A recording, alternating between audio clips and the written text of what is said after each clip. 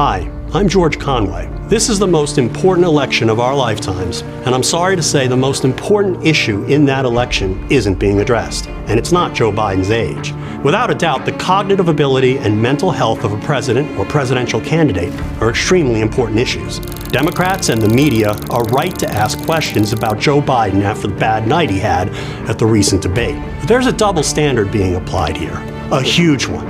And it's not just that Donald Trump, who's himself 78, is also showing his age. We've all seen videos of Trump slurring words. Really anomalous. And then they announced there was nobody's no. A beautiful criminal United States. And rambling nonsensically about sharks and electrocution. You know what I'd do if there was a shark or you get electrocuted? I'll take electrocution every single time. Hannibal Lecter. The late, great Hannibal Lecter.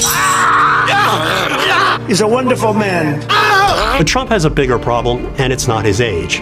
It's the fact that Donald Trump has never been right in the head. I'll let others who know him explain. He's a populist, authoritarian narcissist. He is a consummate narcissist. Governor Chris Sununu called Trump crazy, but adding, I don't think he's so crazy he should be in a mental institution, but if he were in one, he ain't getting out. And he goes and he starts to say these wacky things. That's what scares everybody about him. Our country can't be a therapy session for a troubled man like this. John Kelly sought guidance from a book in which 27 mental health professionals warned that Donald Trump was psychologically unfit. This man is a pathological liar, a narcissist at a level I don't think this country's ever seen. Donald Trump's problem is he's just nuts. And he's not simply eccentric or odd in a good way.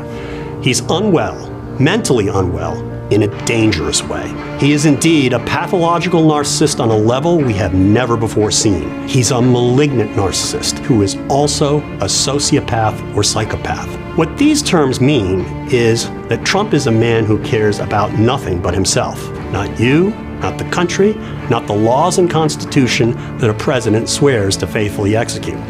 And it also means that Trump is a pathological liar and that he lacks any moral conscience or capacity for remorse. These are the psychological characteristics of dangerous cult leaders and dictators. They shouldn't be the traits of an American president. Now, you haven't heard any of this discussed very much in the media. And that's because too many people are afraid of talking about mental health issues, particularly Donald Trump's. Here's an example. This is a book, a memoir, written by a fine and accomplished journalist who was for many years executive editor of the Washington Post. In it, he explains how in 2019 he was urged to have the newspaper tackle head-on the issue of whether Trump was mentally ill. And he explained that this was the final taboo in covering presidents. In the end, he, along with a lot of others in the media, decided not to break that taboo. And the public remains uninformed. And not only that, the failure to treat Trump's behavior as pathological has led the media and the country, perversely, to treat his behavior as normal.